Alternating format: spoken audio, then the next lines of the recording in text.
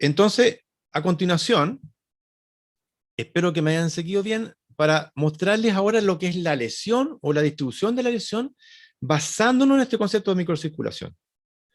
Y para empezar, vamos a comenzar con lo que se denomina lesión periportal o de zona 1. Luego de los esquemas vamos a entrar a algunas explicaciones de casos clínicos, ¿ya? Esta es la explicación de cómo se produce inicialmente los fenómenos inflamatorios del hígado. Las células, si lo vemos desde el punto de vista de que vienen por microcirculación, algunas de ellas por si acaso, ¿cierto? Van a invadir primero esta zona. Hay una zona que se llama espacio de Dice, que es un espacio que se ve solamente a veces por corte histológico, más bien por microscopía electrónica, que a veces no se ve habitualmente en un corte histológico, y que empiezan a invadir desde esta microcirculación hacia toda esta zona 1. Habitualmente esta es la fase inicial de una hepatitis, por ejemplo, en muchos casos. Ya, no todos los casos por si acaso, pero la mayoría se distribuye de esta manera más habitualmente, partiendo desde la zona 1. Cuando se trata de una colangitis, es decir, de los conductos biliares, ya sea una colangitis como tal, una pericolangitis, que es una inflamación alrededor del sistema del conducto, la lesión originalmente parte alrededor del conducto biliar, o de los conductos biliares, y se distribuyen después en esa distribución de ahí. Por lo tanto, a veces en la fase ya más aguda, o crónica, es más difícil de interpretar si la lesión comenzó en una alteración propiamente del hígado, una hepatitis como tal, o bien de una colangitis inicial. Donde mejor se ve estos fenómenos inflamatorios de colangitis y pericolangitis es, por ejemplo, en el distoma hepático del bovino, ¿ya? La histomatosis del animal. En esos casos, cuando se trata de una colangitis, ¿cierto? La infección es ascendente, es decir, viene por las vías biliares. Por ejemplo, en el gato, dentro de lo que más se diagnostica, es el que más sufre de fenómenos de colangitis de tipo infecciosa, y que la lesión inflamatoria comienza alrededor o dentro de este conducto biliar y luego se empieza a distribuir con todos esos puntos negros, que no lo he dicho, pero son los puntos negros, se supone que son las células inflamatorias, que se van distribuyendo entonces en esta posición. Entonces, en realidad hay dos formas de distribución de la lesión, que parten una del fenómeno de hepatitis como tal, y otra de una colangitis, que podría ser ya avanzada. Aquí veremos un fenómeno denominado colestasis extrahepática. Extrahepática. ¿Qué es lo que vemos en una colestasis extrahepática? Por ejemplo, es muy típico, ya sea en una obstrucción, o bien, a veces lo más frecuente es verlo también en la fasciola hepática. Porque recuerden que la fasciola hepática, su forma adulta, se va a ubicar en los conductos biliares y obstruye entonces la salida de bilis. ¿Qué es lo que ocurre en esos casos? Voy a poner una zona con un aumento. Vemos que hay todo eso que se ven ahí, es una serie de conductos biliares. Hay una hiperplasia en la cantidad, me refiero, de la cantidad de conductos biliares que empiezan a neoformarse. Teleológicamente hablando, es como que el hígado buscara una nueva fuente de vía de salida de la bilis, y empieza a crear una serie de canalículos que están representados por toda esta zona, y que es muy típicas en las obstrucciones biliares, que son extrahepáticas, en las colestasis que son extrahepáticas, no en las intrahepáticas, por si acaso. Por ejemplo, los cálculos, en las distomas, por ejemplo, los tumores que afectan la salida, etc. Y lo clásico entonces es ver un aumento en el número de estos conductos biliares, que puede estar o no asociado a fenómenos inflamatorios, que están representados por esos puntitos más oscuros. También dijimos en la fase inicial de la clase que esta zona tiene una capacidad regenerativa mucho mayor que lo que es la zona 3. De hecho, ya dijimos que la zona 3 prácticamente regeneración casi no existe, sino que más bien repara, más que regenera. Lo que pasa es que si ocurre un fenómeno más o menos importante de necrosis en esta zona, estamos hablando de, ¿cierto?, todo este fenómeno aquí, estamos hablando de esta zona, supongamos que hay una necrosis de la zona, con muerte de hepatocitos, y después de ello, que el efecto, el agente etiológico por alguna razón desapareció, y entonces empieza un fenómeno de regeneración. La regeneración ocurre, pero ojo, a veces cuando ha habido una lesión más o menos importante de esta zona, se produce que los hepatocitos empiezan a regenerarse en forma desordenada y en forma más bien apretada a veces. Esto es porque originalmente en esta zona existen bandas, o aquí lo voy a hacer un esquema, ¿no?, muy delgaditos que sostienen el tejido hepático, que son fibras de reticulina. Y cuando se produce el fenómeno de necrosis, se destruye todo, obviamente, y por lo tanto el hígado crece en esta zona en forma desorganizada. Por eso que estos hepatocitos se ven muy apretados entre sí. A veces es muy difícil ver los sinusoides hepáticos que van por en medio, y muy apretaditos entre ellos. Esto puede ser que no produzca ningún efecto en el hígado, ya que el hígado puede perfectamente,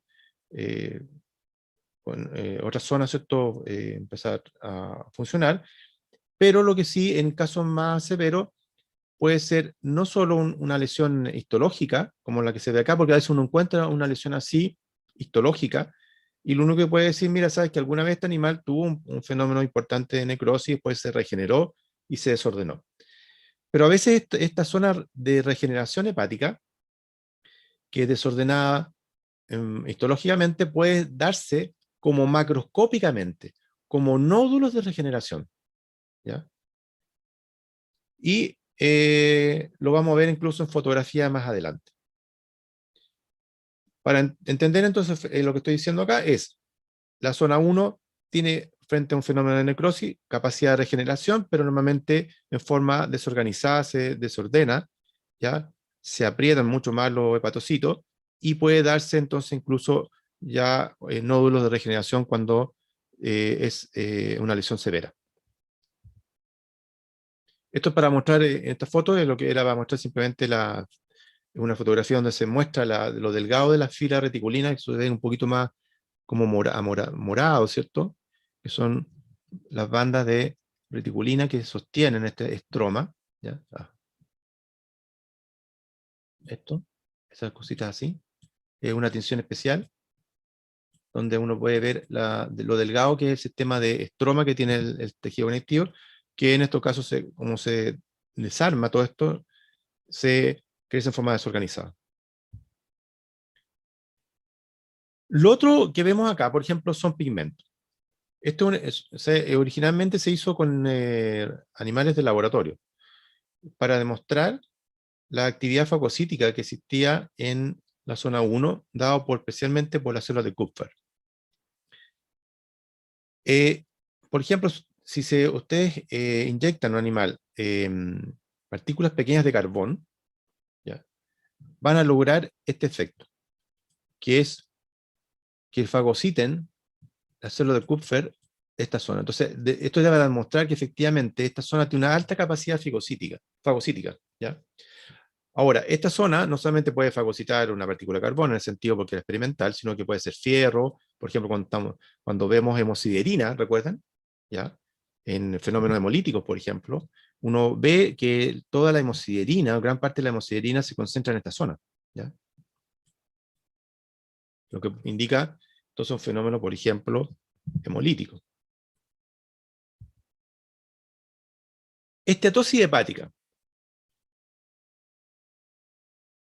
Se puede producir en la zona 1, ciertamente, pero la causa asociada, que lo explicamos en una clase anterior, ¿cierto?, cuando veíamos lesión hepática en general, en la zona 1, fundamentalmente, la esteatosis en la zona 1 está dado por hiperlipidemias.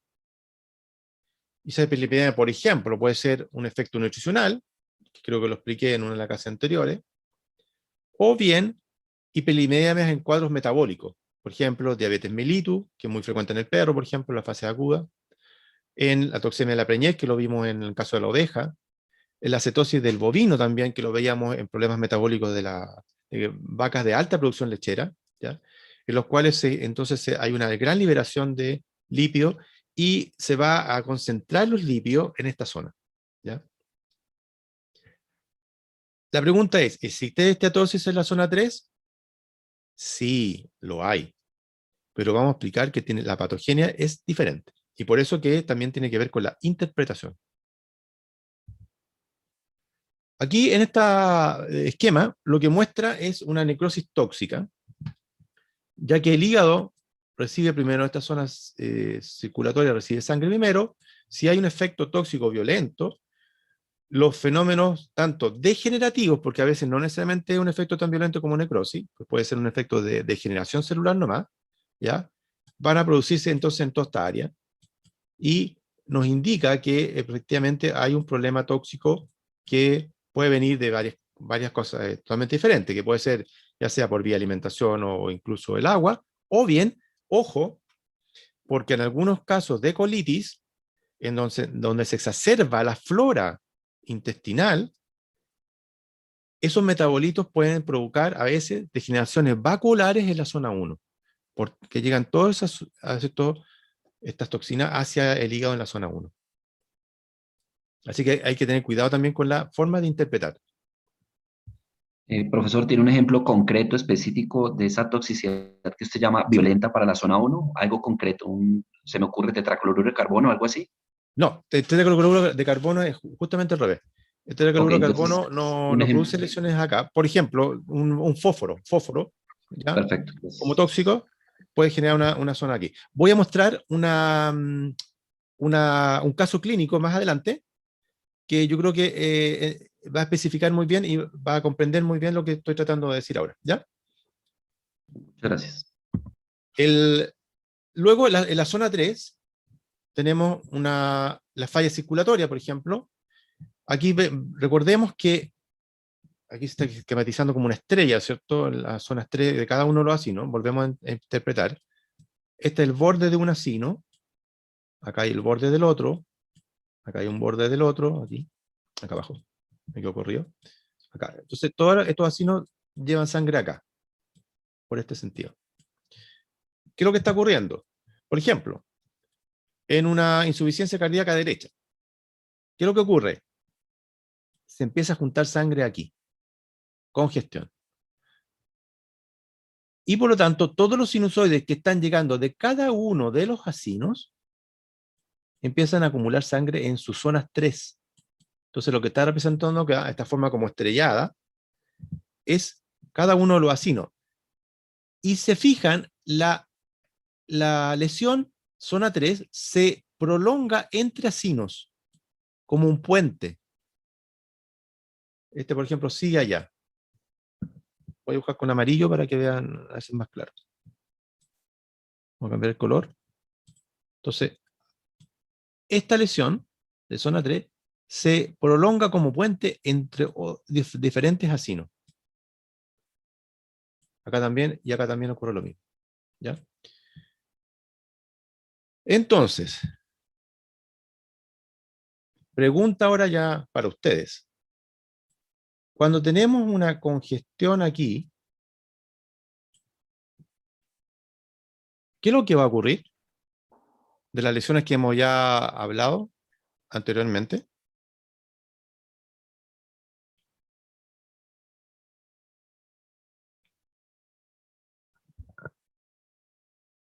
Escucho lo que digan. ¿Qué lesión ustedes esperarían que empezara a pasar en los hepatocitos de este nivel? Particularmente los que están más cerca de la vénula.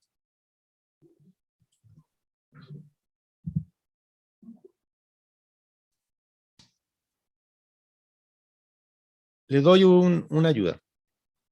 Aquí, como la sangre no está circulando adecuadamente, esto no está saliendo, se está produciendo una elevación del CO2 y por otro lado, una baja del oxígeno aún mayor. Por lo tanto, Se compromete la síntesis de los lipoproteínas. ciertamente, Empezarían de alguna forma a generarse, pues, manifestaciones de ciatosis y antes de ella, pues degeneraciones vasculares por la hipoxia. Exacto, totalmente cierto. Se producen dos fenómenos, ¿cierto? Por un lado, la tumefacción celular por entrada de agua, porque todo esto es lo que hemos conversado antes de hipoxia, ¿ya? Y por otro lado, como sabemos que esta zona es sintetizadora de lipoproteína y las proteínas se inhibe la síntesis de proteína en la hipoxia, por esencia entonces se empiezan a acumular y se empiezan a producir vacuolas de agua, que serían en el fondo los organelos dilatados, ¿cierto? El hepatocito dilatado, distendido, tumefacto, y también empiezan a aparecer gotitas de litio que indican esta acumulación de lípidos, ¿ya? Efectivamente. ¿Qué pasa si este fenómeno continúa?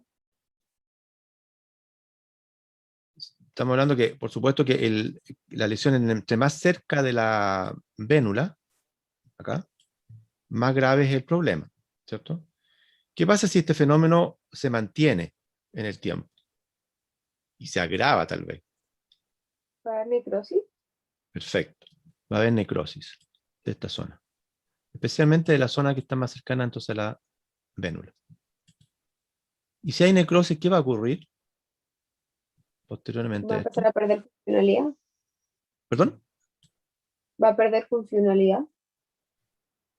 Pudiera o no, depende de la intensidad de la gravedad de la lesión, pero desde el punto de vista morfológico, después de la necrosis, ¿qué puede ocurrir aquí? Empezaría un proceso de reparación. Exactamente. Porque dijimos que el proceso de regeneración prácticamente aquí no existe. Y el proceso de reparación indica, ¿qué cosa? ¿Qué se produce? Cuando hay reparación. ¿Qué es lo que hay en el proceso reparativo? ¿No, hemos visto reparación o no? O sea, lo vimos en la clase de inflamación con otro. ¿Ya? ¿Qué es lo que hay luego del proceso? ¿Qué se produciría acá? ¿Qué es lo que indica el proceso reparativo? ¿Con qué morfológicamente, cómo lo evidencio acá? Porque dijimos que regeneración no lo hay, ¿no es cierto? Con Y tejido cicatricial. perfecto, tejido conectivo, ¿cierto? Yes. Y este tejido conectivo se empieza a formar incluso siguiendo los contornos de los acinos, e inclusive hay un fenómeno que se denomina pseudolobulización, que estoy tratando de dibujar acá, pero se me están saliendo las líneas raras ahí, ¿ya? Que, como yo les dije, que la lesión se prolonga entre acinos, entonces la lesión se produce conectivo como puentes. Y eso se denomina también pseudolobulización. En algunos casos, algunos le llaman también cirrosis cardíaca, pero no es tan correcto hablarlo como cirrosis cardíaca, ¿ya? Y efectivamente, lo que va a ocurrir después es una cicatriz. Y esa cicatriz favorece este fenómeno que está ocurriendo acá. ¿Es bueno que ocurra eso, no? ¿O es malo? ¿Qué piensan?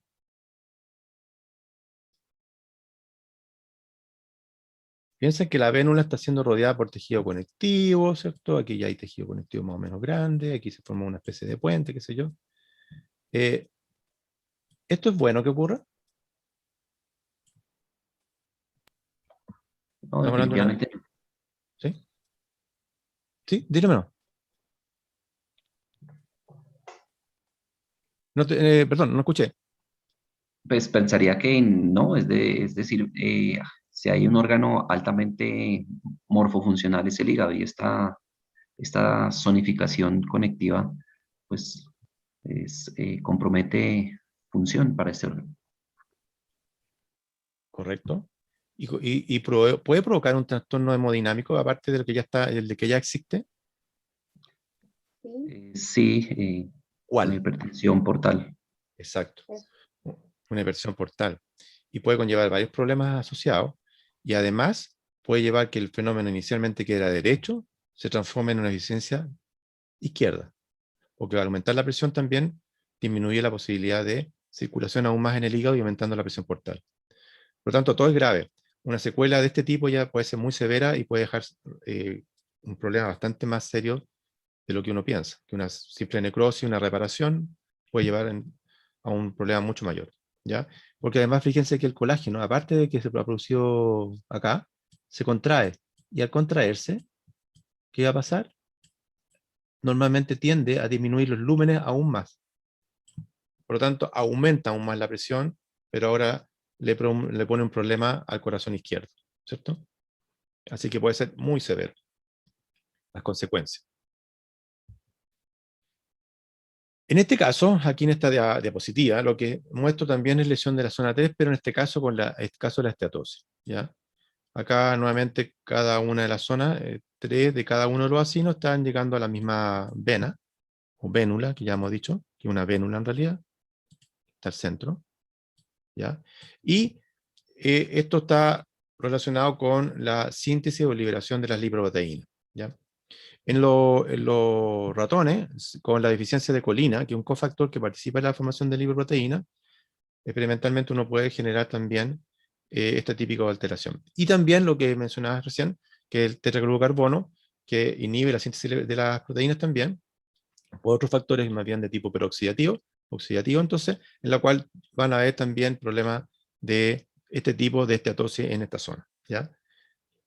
Hay muchos tóxicos también pueden provocar lo mismo. Acá sí. Pregunta por la situación de los gatos que generan cuando no comen por muchos días, ¿generan también esteatosis o no tiene nada que ver con eso? Tiene mucho que ver con lo que acabas de decir, pero hay una pequeña diferencia. En el caso cuando los gatos obesos normalmente, esto que deja de comer por cualquier razón, la estatosis, como es una hiperlipidemia, la vamos a ver a este otro lado, en este sector. Se va a tener en esa zona ya. Exacto, en la zona 1. Lo mismo pasa, por ejemplo, en los animales diabéticos, en las fases iniciales, en donde hay una paradoja porque hay mucha glucosa, pero no se puede ocupar. Entonces, hay utilización de reserva y también vas a ver una estatosis de la zona 1, pero no la zona 3. ¿Ya? Ya, ok. Veamos la siguiente, la colestasis intrahepática. ¿Se acuerdan que mencionamos también que en el hígado sintetiza estos pigmentos y que van en el sentido contrario, van hacia allá, ¿cierto? Aquí está la zona 1, ubicando las ramificaciones del conducto biliar, ¿cierto? Y luego se van a ir por acá y se van a salir del hígado por el conducto biliar y finalmente, en el caso de los animales, algunos animales por el colédoco, ¿cierto?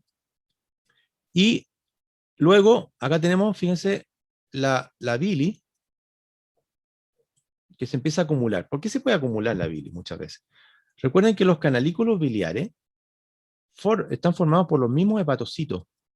Entonces, cuando los hepatocitos, por ejemplo, sufren problemas de tamaño, aumentos de tamaño, ya hemos dicho que los aumentos de tamaño pueden ser, por ejemplo, acumulaciones de agua, caso de la tumefacción celular, degeneración vascular, acumulaciones de lípidos, también lo puede provocar lo mismo, pueden llevar a fenómenos de colestasis intrahepática, que se ven así tal cual en la histología, que es un color medio cafezoso, ¿ya?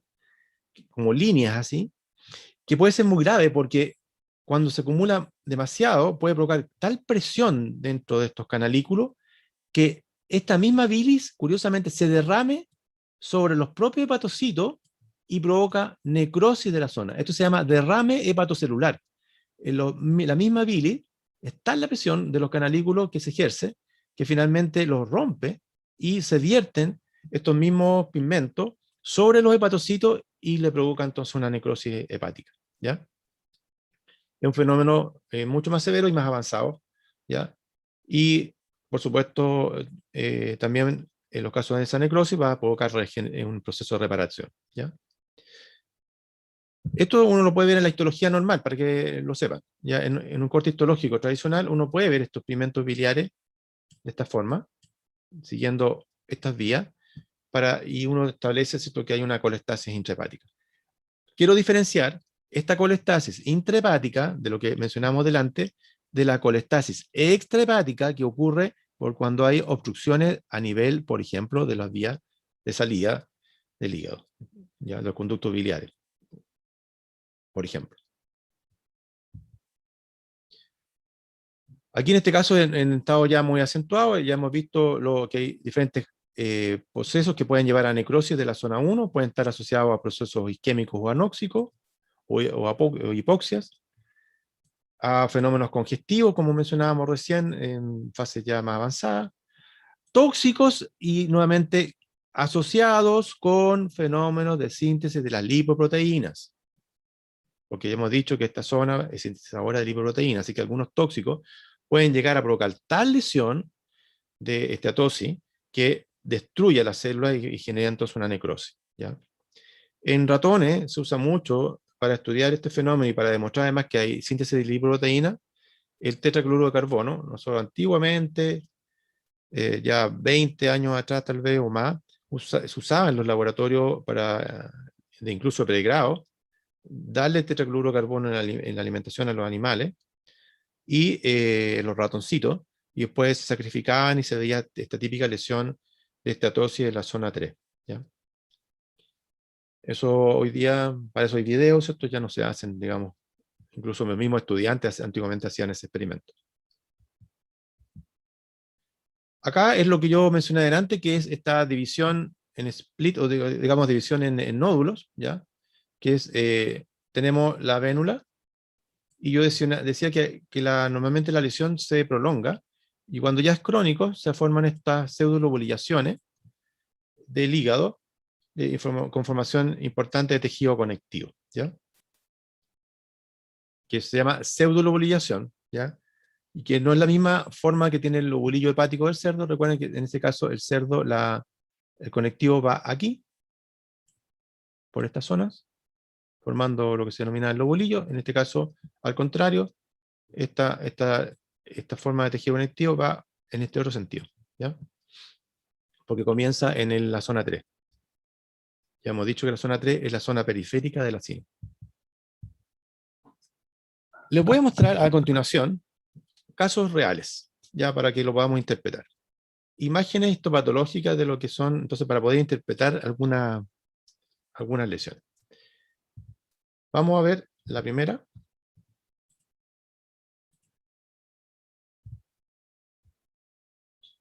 Este es un hígado normal, para que no se vayan a confundir. Este es un hígado normal, como se ve en un perro, por ejemplo, teñido con la clásica tinción de hematoxilina y también con eosina, ¿ya? Y acá lo que ven es la que se denomina vena centrolobulillar, marcada como letra BC, y que está indicándonos, por ejemplo, la zona donde estaría la zona. A ver, voy a marcarlo con un lápiz. Vamos a ver aquí, ¿se fijan? Aquí, esta es la vénula terminal, que se va a seguir llamando vena centrolobulillar, aunque uno quiera cambiar el nombre, entender que no es central, pero da lo mismo porque en todos los libros se va a llamar igual, ¿ya? Y entendemos que para efectos prácticos, lo que uno hace como patólogo dice ya, ok, todo lo que está alrededor de esta vénula, vamos a llamarla zona 3, ¿ok? Eso en forma práctica. Toda esta zona 3.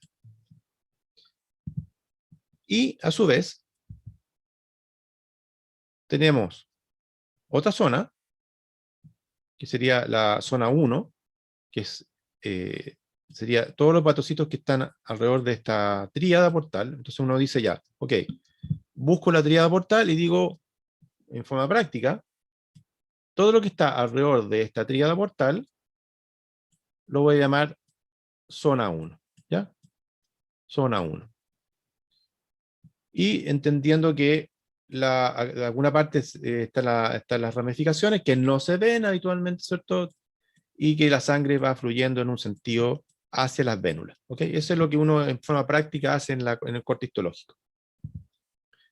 Y ahí están las diferentes cosas que hemos hablado, ¿cierto? Los conductos biliares, los colangiolos son las pequeñas estructuras más pequeñitas de los conductos, por si acaso, de los mismos conductos biliares. Vemos la porta, acá, hay varias cortes. Vemos arteria hepática, que es la más gruesecita y la más pequeña, ¿ya? Y eso es lo que habitualmente uno ve. Y habitualmente, raramente uno ve, no sé si está aquí, a veces ve sin algunos tipos de, acá, vaso linfático, ¿ya? Que esto habitualmente no se ve muy bien en un corte histológico. Entonces, en realidad uno ve la tríada, que es conducto, vena, arteria. Por eso se llama tríada, 3. Pero para que no se olviden, hay linfático, ¿ya? Entonces, para efectos prácticos, zona 1, todo lo que está alrededor de esto, zona 3, todo lo que está alrededor de la vena centrolobular. Caso número 1. Esto es un perro, o era un perro, le da un corte de hígado de un animal de necropsia. Antecedente número 1. El animal tuvo una emaciación bastante acentuada en los últimos 2-3 meses. Era un perro, ¿cierto? No me acuerdo, no me pregunten la raza porque no me acuerdo. Era un perro adulto y que hubo que sacrificarlo porque tenía una serie de nódulos en diferentes partes del cuerpo del animal, ¿cierto? En linfonodos particularmente. Y esto es lo que se encontró en el hígado. Esta es la lesión que se ve en el hígado. ¿Me pueden decir algunos prediagnósticos? Tiren al azar. ¿Qué prediagnósticos podrían haber? Sin haber, entiendo yo, que no hay mucho antecedentes todavía, lo que no les he dicho muchas cosas, ¿ya? De acuerdo a lo que se está viendo acá, ¿qué cosa es lo que podría ser lo que se está viendo acá? Diferentes tipos de diagnóstico, no tiene por qué ser necesariamente el diagnóstico definitivamente histológico, ¿ya? Desde el aumento en el cual estoy y de acuerdo a lo que he tratado de aprender con el doctor Cifuentes, pues se ha perdido la arquitectura eh, hepática clásica y ahí estoy viendo como un infiltrado difuso. em, bueno, en esta zona un infiltrado con un patrón redondeado, Ya, heterogéneo en forma, ajá, eh, tamaño e interesantemente veo como pericentral. Se me ocurre que lo que estoy viendo en todo el centro de la imagen es como una vena central ya. y de alguna forma pensaría que está predominando el infiltrado allí, pero es que no veo a un poco. También parece que es el borde del lobulillo hepático clásico, es decir, está central en en el acino que nos ha enseñado usted. Ya, ya. O sea, esto podría tener varias interpretaciones porque faltan algunos datos y también faltan datos morfológicos también que no se ven, se aprecian muy bien aquí en la fotografía, ¿ya? Pero podríamos decir, así a priori, que hay un infiltrado de algo, no sabemos todavía qué, ¿ya? Probablemente célula, que es heterogéneo, efectivamente, y hemos hablado que las lesiones normalmente en el hígado no son tan homogéneas como muchas veces uno cree, ¿ya? Y que depende mucho de la ubicación de las ramas, donde está llegando el efecto, digamos, y que pareciera tener un patrón, no sé si me siguen, pero hay un patrón, pareciera, de distribución que uno podría tener, que a lo mejor sigue alguna conducta morfológica en relación a lo que hemos hablado de la microcirculación, ¿ya? Hay zonas donde el proceso está comenzando, y hay áreas que están, por ejemplo, la zona más hacia la derecha y hacia arriba, donde efectivamente el fenómeno ya se hizo difuso y muy difícil establecer por dónde empezó el problema. ¿Alguien tiene otro comentario que pueda agregar?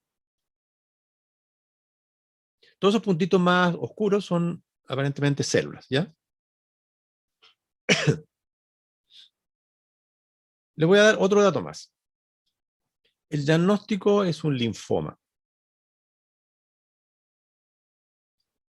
Te estoy dando un dato más. El animal en realidad tuvo que ser sacrificado porque lleva mucho tiempo ya con un proceso de linfoma. ¿Dónde? ¿Qué áreas? Si yo les voy a poner un círculo, ¿ya? En alguna parte de la fotografía, ¿cierto? ¿Dónde estoy? Acá. Voy a poner un círculo en esta zona, donde podría ser más evidente, en esta otra zona, en esta zona que está recién comenzando,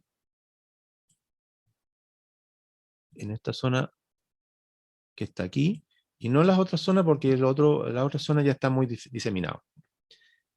¿Qué zona en las que yo he rodeado con este rojo, ¿qué zona probablemente pudieran ser? Aunque faltan datos, obviamente.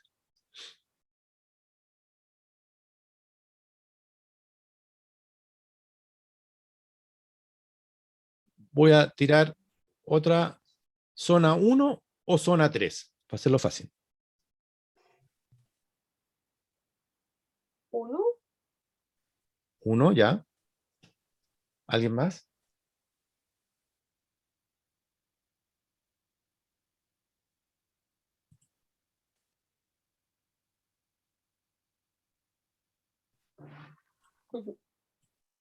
Zona 3.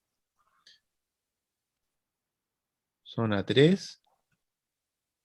No sé si son las mismas, pero por las anteriores. No son las, zona 3 ya. ¿Alguien más?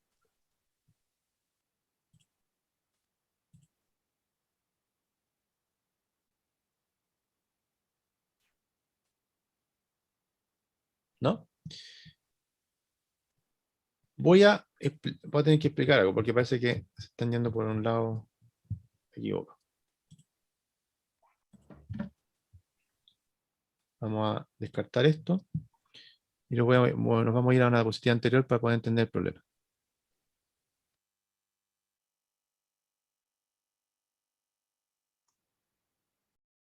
¿Está? Acá. En esta. Cuando hay, en caso del linfoma, ¿cierto? Son células tumorales que van a venir por circulación, ¿cierto? Cuando vienen por circulación, todos esos puntitos negros están representados por esas células, ¿ya? Pero en este caso está representando una hepatitis, pero para efectos de prácticos es lo mismo, supongamos que son células tumorales. Estas células tumorales vienen por circulación y empiezan a invadir estas áreas, que son zona 1. Y si uno ahora se imagina esto mismo, y ahora vamos al caso que veíamos recién.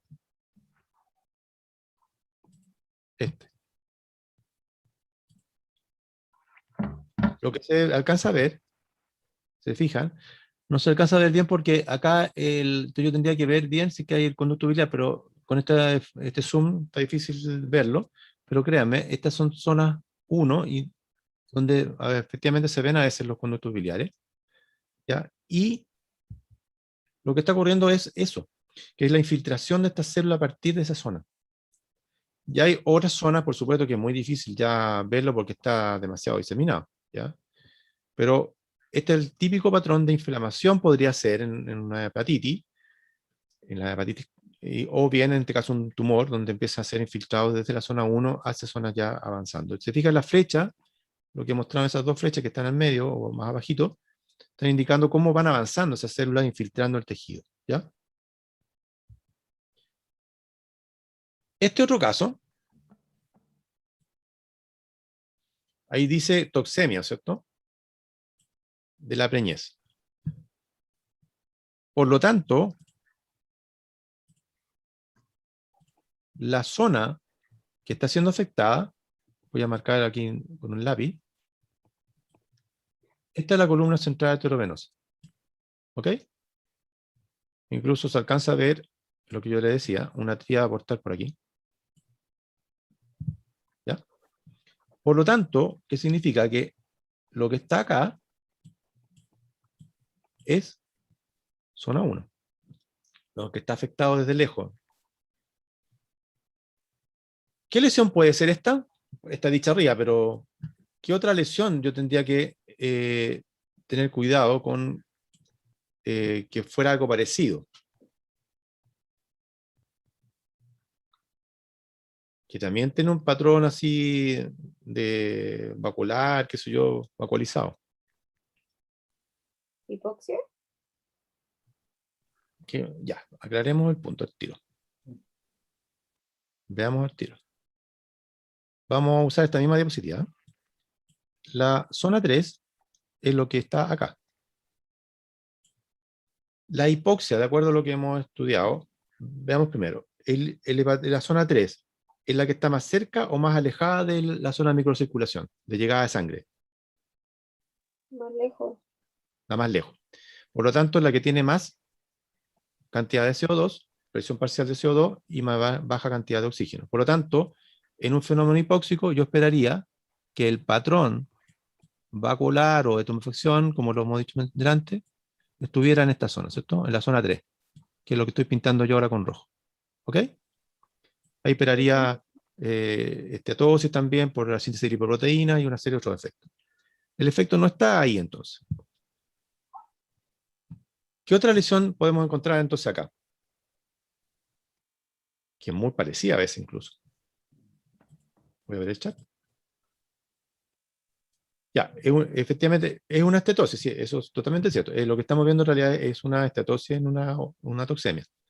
Lo que estoy preguntando yo es, ¿qué otra lesión yo tendría que definitivamente diferenciar para determinar si efectivamente estos son lípidos o no? ¿Podría ser, ya lo hace de otra manera, ¿podría ser esto una degeneración vacular? ¿Sí o no? Contesten por el chat. Sí, ¿Sí o no? sí pudiera ser una degeneración vacular. Podría ser una degeneración vacular. Por lo tanto, si fuese una degeneración vacular, ¿la interpretación es la misma? Si fuese una estatosis? No. Definitivamente no. Para eso uno tiene que hacer un corte en congelación y hacer una atención específica para lípidos, que lo hemos mencionado anteriormente, ¿ya? Porque los lípidos, lo que pasa es que en este proceso, en el procesamiento de la muestra, por los solventes que se utilizan, todos los lípidos se van. Y lo que queda en realidad son espacios, ¿no? Lo que uno está viendo son espacios nomás, donde estaban rellenando los lípidos. Pero resulta que la degeneración vacular también se puede asemejar. Y la interpretación es completamente diferente. ¿Por qué? Porque si fuese una degeneración vacular, ¿en qué pensarían ustedes que podría haber sido? Un tóxico que haya entorpecido la cadena respiratoria. Efectivamente, algo puede ser un tóxico que afectó entonces esta zona 1 y por lo tanto, yo sin saber el tóxico, ojo, porque no lo sé, ¿ya? Puedo interpretar a un diagnóstico presuntivo de que se puede tratar entonces de un efecto tóxico y que no sería en ese caso un efecto de una toxemia de la Peña. Si yo declarara que eso en realidad son lípidos, porque en la corte de congelación lo teñí y además lo vi macroscópico y hice una tinción especial para lípidos y determiné que son lípidos, la interpretación es diferente. Ahí yo hablo de un cuadro de hiperlipidemia que provocó el problema, que puede ser nutricional por una gran cantidad de lípidos que estés consumiendo, por ejemplo, los hígados de pollo que uno encuentra en el supermercado, ustedes ven, lo encuentran súper amarillentos justamente por eso. Puede ser un cuadro de diabetes si se trata de un animal, de pequeño animal, ¿cierto? De gato, fundamentalmente en perros. Puede ser la toxemia de la Peñez, como en este caso. Podría ser una cetosis bovina en los cuales hay hiperlipidemia. ¿Ok? Por lo tanto, se están viendo que es muy interesante el conocer, por un lado, la microcirculación, pero también nos permite interpretar las lesiones. En este caso era efectivamente un cuadro de toxemia de Preñez, que es típico de las ovejas melliceras. Nosotros en Chile, además, hace algunos años atrás, como empezó a criarse algunas cabras para leche también, muchas cabras o caprinos, ¿cierto?, tienen mellizos, incluso trillizos, y les pasa exactamente lo mismo. Nosotros hemos visto cuadros muy parecidos de toxemia de Preñez en caprinos. La pregunta también que me hicieron delante, en los cuadros de un gato obeso, ¿cierto?, que deja de comer, ¿cierto?, hay una anorexia o cualquier causa, también le pasa lo mismo. La lesión que estamos viendo acá, que serían lípidos que están ubicados en la zona 1. Veamos la siguiente. Bueno, ese es el típico, esta es una de las formas que tiene la lesión del lípido, pero también hace el agua también hace lo mismo, que es, aquí ven un núcleo, ¿cierto? Y rechaza los lípidos, que sería esta zona que está el espacio, rechaza los núcleos hacia la periferia como si fuera dejando un anillo, ¿ya? Esa es una típica lesión macroscópica de esteatosis. Recuerden que eso lo hemos visto anteriormente, la friabilidad del órgano, ya hemos hablado de ello. Lo mejor es ir al supermercado y van a ver las panas de pollo o hígado de pollo, que se venden, muchas de ellas tienen gran cantidad de lípidos por un efecto del alimento que es rico en lípidos. Otro caso, también para interpretar. Este es un perro, pastor alemán, de un criadero, que repentinamente murió sin causa aparente. Estaba en muy buena condición, aparente, y el animal fue encontrado muerto. Este es un animal adulto, voy a inventar la edad porque no me recuerdo, creo que tenía de 3 o 4 años, ¿ya? Era un ovejero alemán, y que pertenecía a un criadero X, ¿cierto? De aquí, la región metropolitana. Macroscópicamente, no habían grandes lesiones, que uno pudiera decir, mira, esto atribuirlo a algo particular, no había, salvo algunas pequeñas manchas en el hígado, que son, y que sacamos corte histológico. Pero quiero terminar el cuento, antes de seguir con la lesión.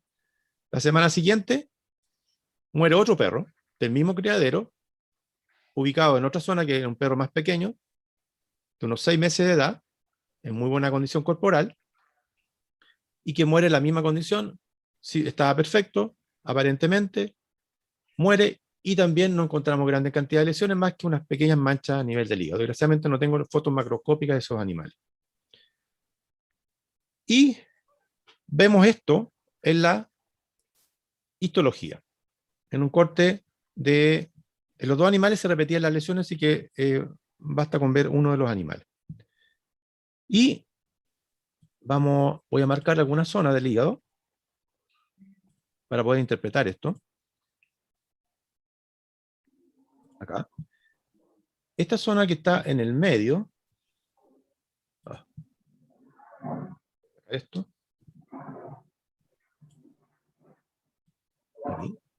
ahí, ahora no lo olvidé. Ahí, esta zona es la denominada vena centrolobulilla. Voy a poner como BC nomás. ¿Qué zona entonces es la que está más afectada? Estos son los hepatocitos, por si acaso. Lo que está alrededor de la zona que está marcado como BC son los hepatocitos. Zona 1. Vale. ¿Cierto? Esto sería todo lo que está alrededor de acá.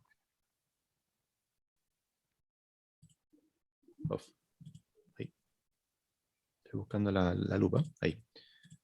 Esta zona son hepatocitos normales. Ahí se pixeló un poquito la foto.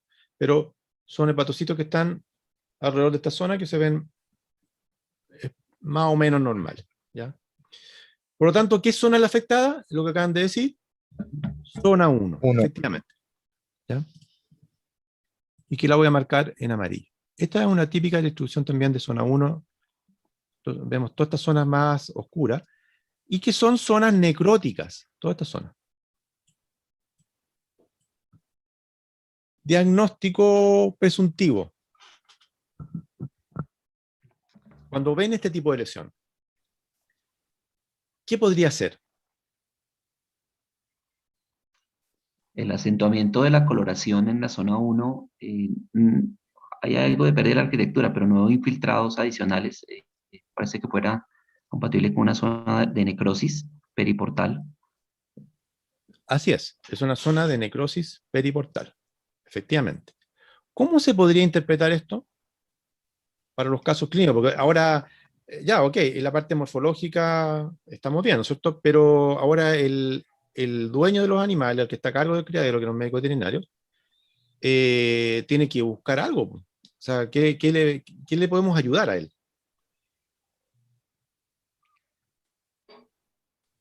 Diagnóstico posible. ¿Ah? La vía de entrada del tóxico fue definitivamente digestiva. Podría haber sido digestiva. Eh, Aunque hay que descartar, acuérdense, la posibilidad de que haya una enteritis, o colitis en realidad, ¿ya? Pero en los casos tan severos como estos, obviamente ya podemos ir descartando porque, en primer lugar, no había colitis, y normalmente cuando hay colitis pueden haber una degeneración vacular de la zona 1, en esta zona, y no una necrosis. Por lo tanto, podríamos ir diciendo ya, ok, se trata a lo mejor de un tóxico que puede provenir ya sea del agua o de la comida. El agua era potable, por lo tanto era difícil que fuese venían de diferentes áreas, ¿ya? ¿Qué otra causa puede estar asociada?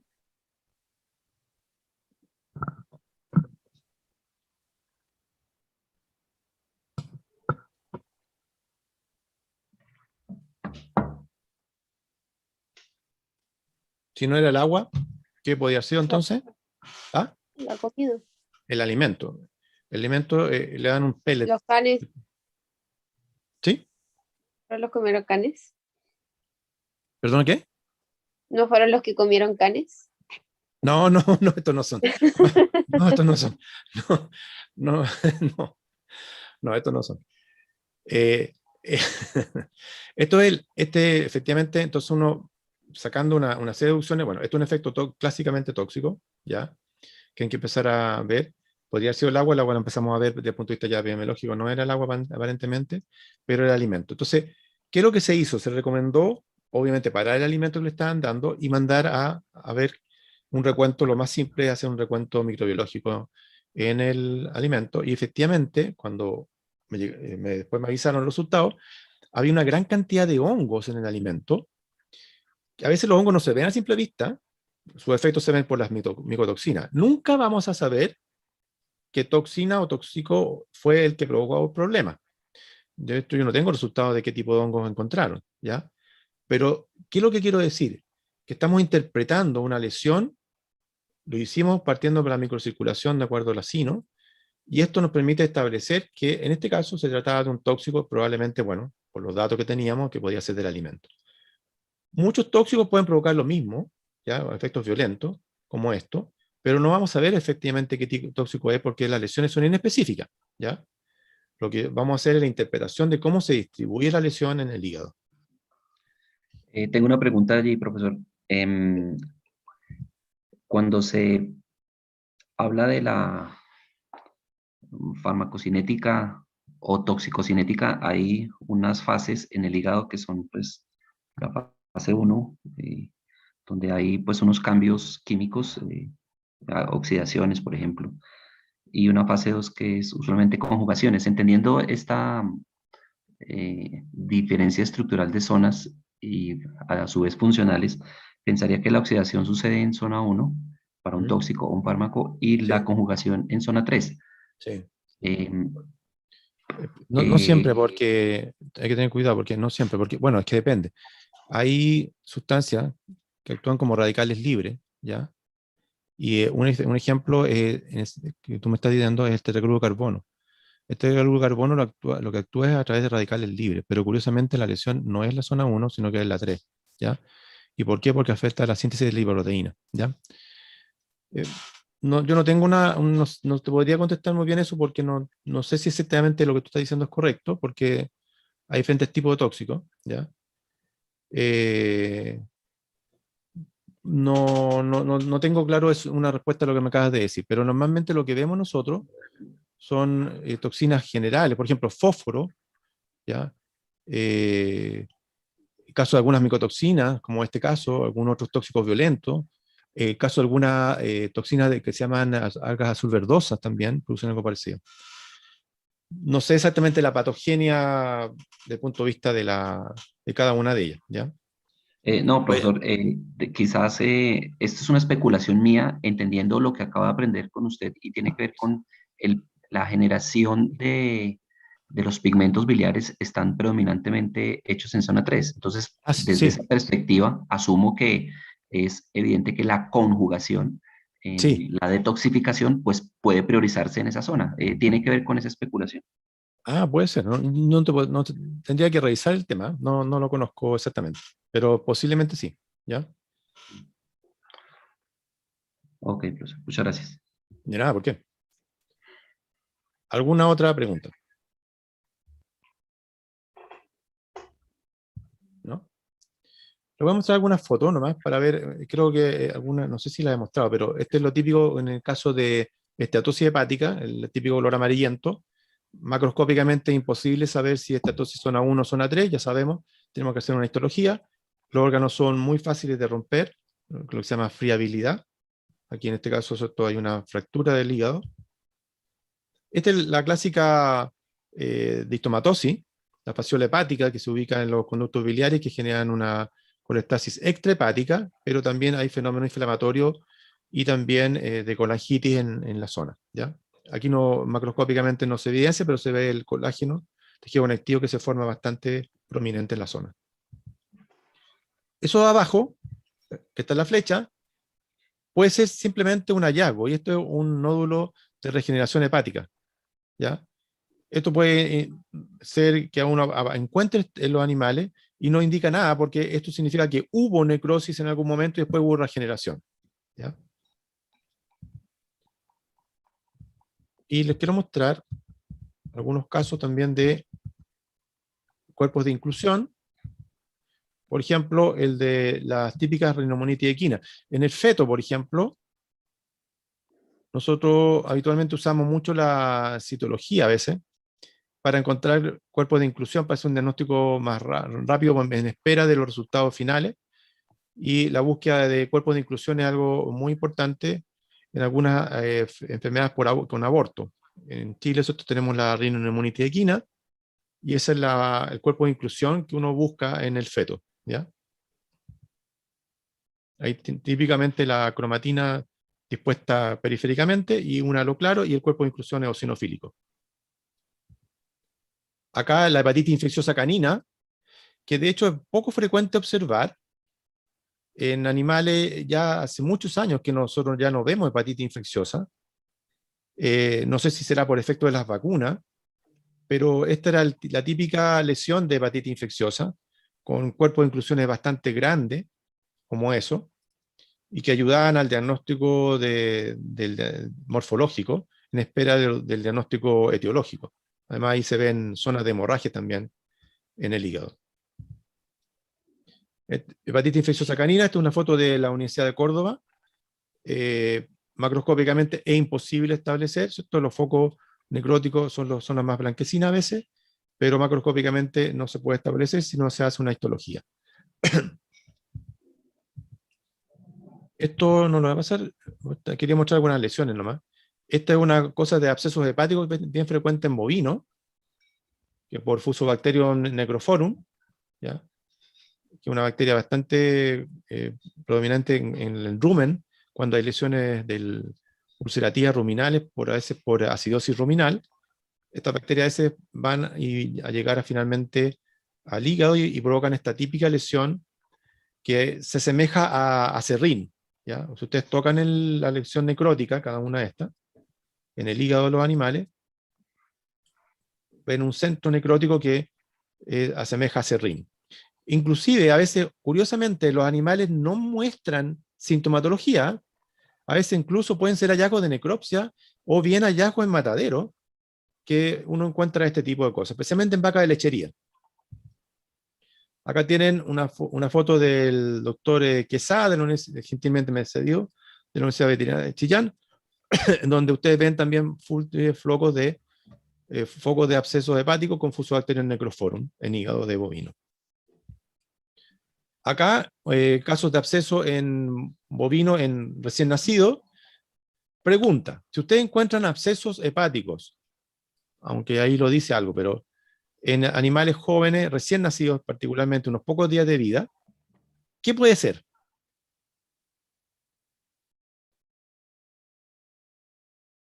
Abscesos hepáticos, animales jóvenes, ¿no? A veces pueden ser un mes de vida, a veces el animal muere por alguna razón o hay que sacrificarlo. Y encontramos este tipo de cosas. Este es un hígado, si no me acuerdo, bovino, de un ternero ya pocos días que hubo que sacrificarlo. A veces, le paso otro dato, a veces los animales presentan además cojeras. ¿Cuál puede ser la causa?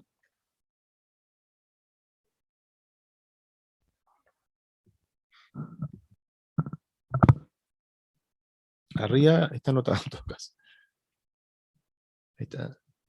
La causa muchas veces son onfaloflebitis, pero más allá de que sea una onfaloflebitis, muchas de estos casos son problemas de manejo, de mala desinfección del cordón umbilical, y a veces problemas de lugar donde están los animales, que hay una cama cochina, ¿cierto?, que no las han cambiado también, en donde hay muchas heces y que provocan el problema, ¿ya?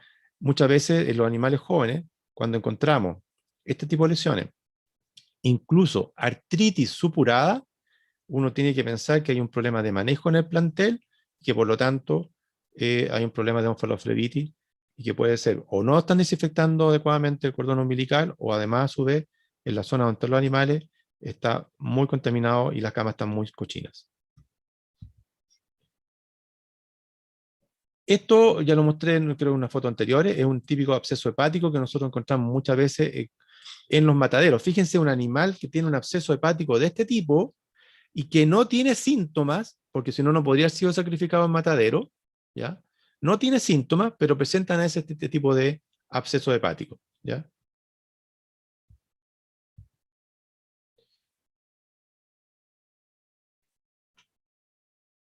No sé si alguien ha visto esta lesión. Muchas veces esto se ve muy frecuente en bovinos, en matadero particularmente, y a veces se equivocan en el diagnóstico porque piensan que son hemorragias. Porque como son oscuras, cada una de estas, esto es un problema bien frecuente que se llama telangiectasia hepática, que es una dilatación de los sinusoides hepáticos, ¿ya? Y que no tiene mayor importancia y los animales podrían eventualmente, sin ningún problema, ser consumidos. Si se tratara en realidad de una hemorragia, ahí sí que sería grave porque podría tratarse de algún tipo de septicemia o otra cosa, pero esto no tiene mayor problema. ¿Cómo saber que es una telangiectasia hepática? Hay un pequeño truco, que está en la foto que viene, creo.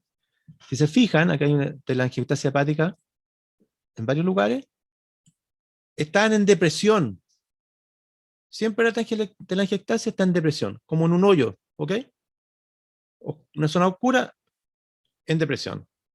No se van a equivocar, telangiectasia hepática no tiene importancia desde el punto de vista del consumo de los animales, desde el punto de vista del matadero, ¿ya? Probablemente nadie se va a comer el hígado porque organolépticamente creo que nadie se va a comer ese hígado, pero podría ir perfectamente sin ningún problema a hacer harina de carne o qué sé yo, y el animal ser consumido sin ningún inconveniente. Acá tienen telangiectasia hepática también, se fijan, en depresión, zona oscura.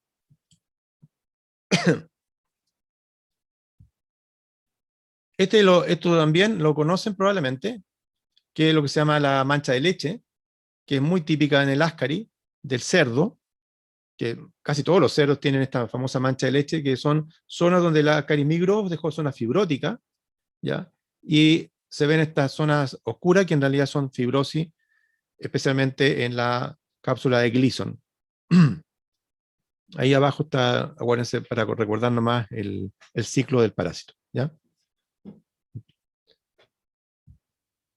Esto también lo han conocido, y cada día en menos casos, acá en Chile.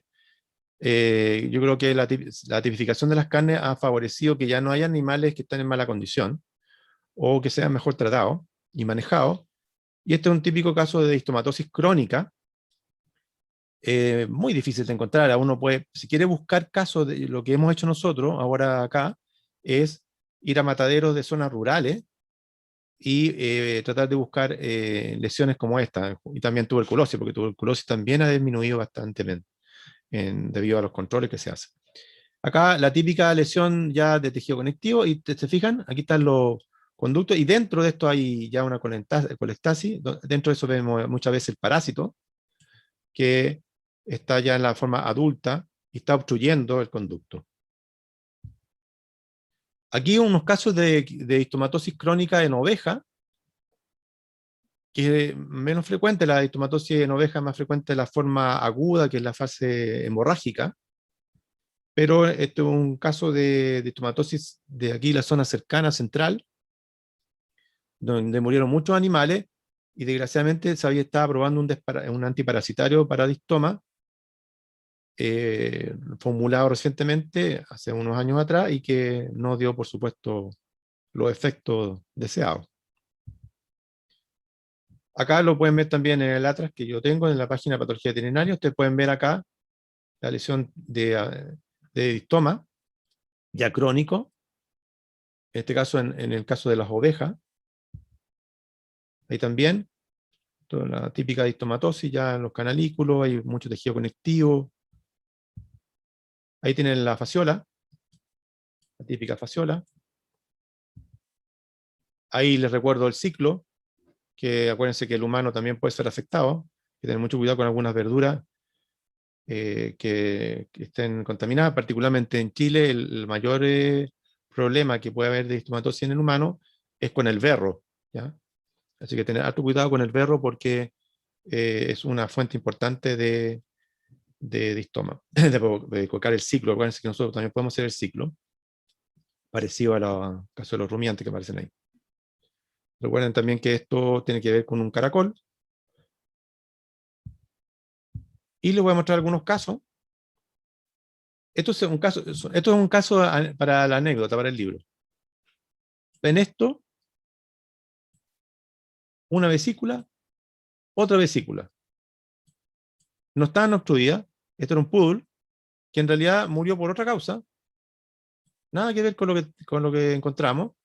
Fue un hallazgo de necropsia, que fue un caso de bronconeumonía, y por hallazgo encontramos que tenía vesícula doble y que eran funcionales.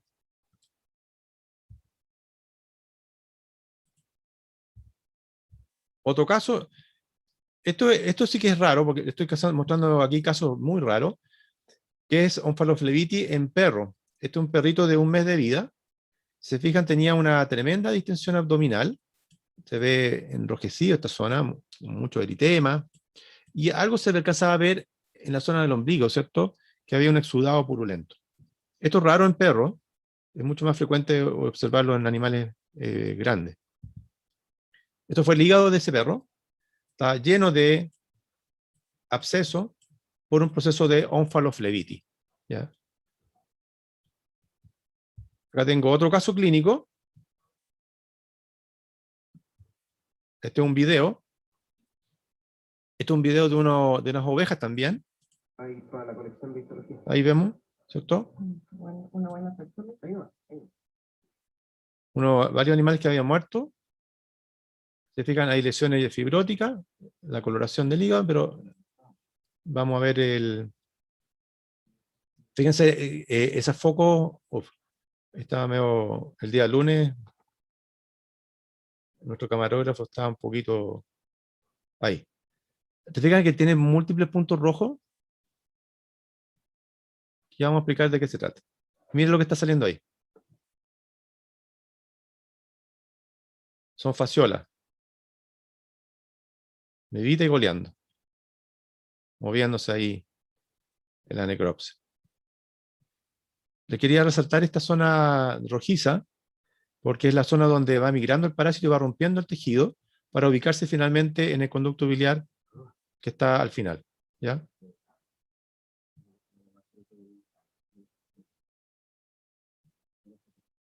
Esto es un bonito video de fasciola hepática en realidad, ¿ya? En la fase aguda. Acá del mismo animal sacamos muestra.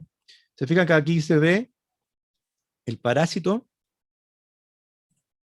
que está migrando por el parénquima, rompiendo, por eso que se ven zonas hemorrágicas.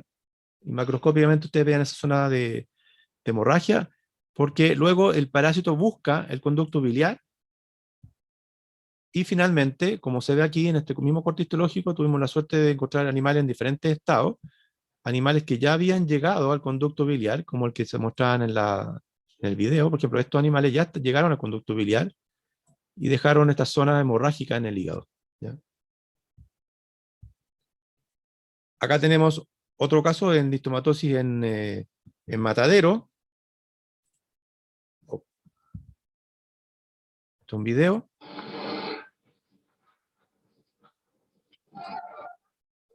Esto es matadero de acá cercano a la región metropolitana, ¿cierto? La típica lesión fibrótica del hígado, ¿cierto? En esta zona, ya, debido al crecimiento del parásito en los conductos biliares, ya que es muy difícil de encontrar ahora actualmente en los hígados así, en animales que se venden en carnicería, en los hígados, porque ya la lesión en muchas zonas ya se ha ido controlando, ¿ya?